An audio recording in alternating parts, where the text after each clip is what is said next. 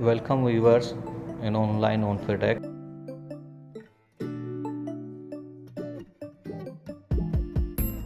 आइए दोस्तों चेक करते हैं किस तरह टिकटॉक डाउनलोड करते हैं।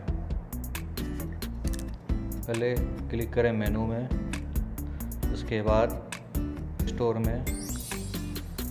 स्टोर में जाने के बाद यहाँ पे सर्च बॉक्स में टाइप करें टिकटॉक,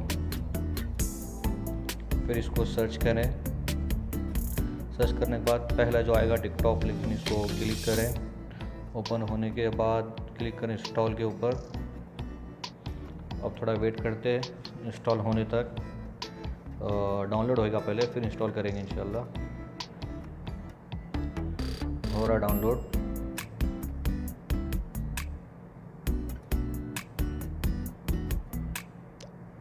और 57.38 MB का है। उसकी रेटिंग चेक करते, उसकी हाई रेटिंग अच्छी है, 4.4 की रेटिंग है।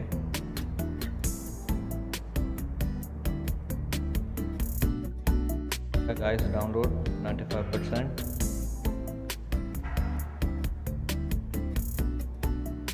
ये हो रहा है अभी इंस्टॉल।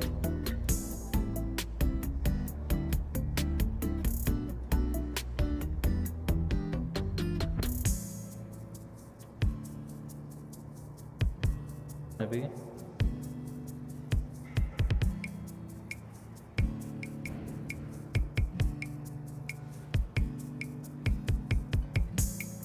स्किप स्किप स्किप, ये हो गया चालू।